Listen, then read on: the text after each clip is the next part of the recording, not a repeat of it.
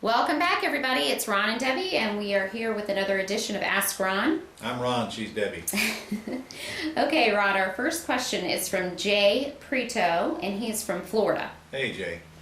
I have an LLC in Florida in which I hold rental real estate located in Alabama. One property is a single-family home, and then I am a member of another LLC with other people. Now, I was very broke for about 3 years and have not been able to renew my corporation here in Florida.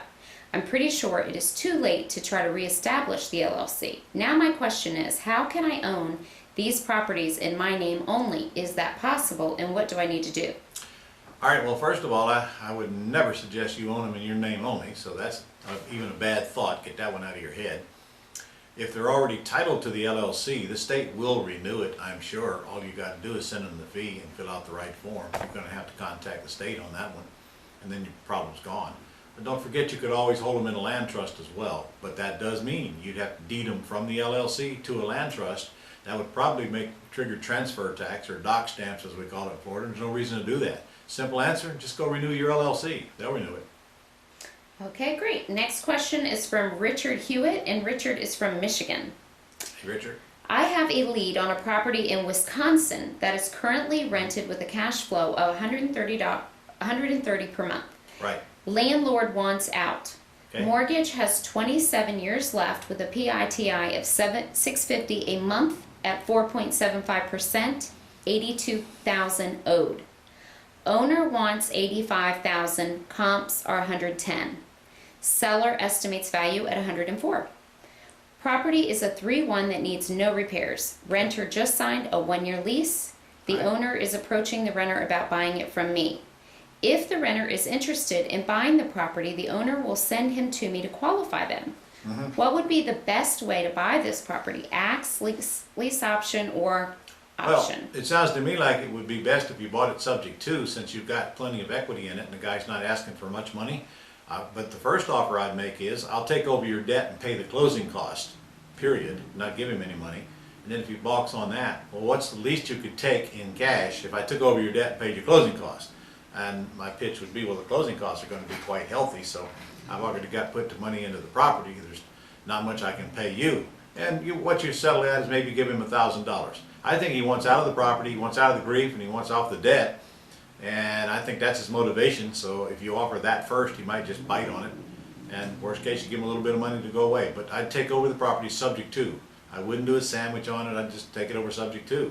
And then it's your house, you own it forever. And then if the tenant moves out of there after the year's over, you can lease option it out, collect a nice deposit, or you can turn that tenant into a buyer if they're qualified and cash out of it. So your exits are very simple, and it's a very simple entrance if you come to terms with the seller. And obviously, worst case, he's only asking $3,000, so that's the worst case. If you have to give him that, it still sounds like a decent deal to me. Okay, great. All right, next question is from Barbara Carton, and she is from Indiana. Hi, Barbara. Whenever I have read about lease options, it has always been stressed to have a separate lease agreement and a separate purchase agreement to avoid equitable title. No. I noticed that your contract combines the two. Please explain. Okay. Well, Barbara, you're a little confused. Equitable title has nothing to do with the option and the lease being separated. We separate those on the sale so that if we have to evict the tenant, we can send the lease agreement to the court and not send the option agreement, so that the court doesn't confuse this with a sale and try to turn it over into civil court from landlord-tenant court. That's the only reason. When we buy, they are combined into the same agreement, so that's really what you must be reading. But remember, we always buy, we don't buy like we sell. We have different agreements to buy than we do to sell, to protect ourselves. So it has nothing to do with equitable interest. It has to do with, hopefully the tenant won't challenge the option agreement in court, and it's that simple. So when I'm buying, I combine them. When I'm selling, I separate them. If you just use my agreements and run them by your attorney, then you're doing the right thing. Okay, now from Steve Lazarus in North Carolina. Hey, Steve. Ron, in the past you mentioned you had a lot of success reaching out to property owners in pre-foreclosure. What was the message you used to get them to call you, and what medium did you do? Mail, door knocking, phone calls, or anything Yellow else? letters. Yellow letters. If you want people in pre-foreclosure, mail them yellow letters. Nothing else. That's that simple. And you're going to get a very good response from that list. Now, You'll get good calls. They won't be tons of them, but you'll get good calls. Okay, and Barbara actually had another question also, Barbara Carton from Indiana. You have mentioned that a good VA can produce about 15 property lead sheets a week. What have you found to be a good calling schedule? I'm assuming evenings. How many evenings a week? How many hours All right. each evening? Listen up. I didn't say any such thing. I said what we tell the VA is that that's what we want is about 15 a week. They can produce as many as you want them to produce if there's plenty of leads for them to call. So that's first error that I've heard. Secondly, I don't tell them when to call. They call whenever they feel like calling. And they pretty soon learn what the best hours of the day are. Usually from 6 to 9 p.m. are good. But they're going to call till they get a hold of them. And remember, you only pay per minute. So if they call and they don't get anybody, it's not costing you much money for them to try. So I hope that answered your question. All right. Okay, from Mitch Hell in Wisconsin. Mitch is always there. What's the difference between a sheriff's sale and a trustee sale with foreclosures? None. It's just, in some states it's called a sheriff's sale, in some other states it's called trustee sale. It's when the property goes to the courthouse steps. That's what it is. Okay. All right, our last question is from Karima Shahid in Tennessee. Okay, hi Ron. In my area, not only are there a large amount of city-owned properties, but there are a lot of vacant lots that go from a couple $100s to a few thousand. I would like to know if I purchase some of the lots in nicer areas, is it possible to get 100% commercial financing? And if so, how would I go about it? If this is not an option, what other route can I take to accomplish this? Well, purchasing lots in nice areas for those kind of prices is probably a smart move as long as they're not in war zones, because if there are, there's no use for these lots. But if they're buildable, I wouldn't buy the lot unless it was buildable. So it's probably a lot that used to have a house on it, and if it got bulldozed, then you put another one on there. But that would scare me. Why would it get bulldozed? Because usually they're only going to get bulldozed in the war zone areas. So if it's suitable to build on and you buy them at those prices, I'd buy all of them you get your hands on. However, getting 100% financing, come on. that was 5 years ago. You're not going to get 100% financing to build a house no matter where you go, unless you get it from a private lender. And then the private lender will hold the money in escrow and release it as you need it to build a house.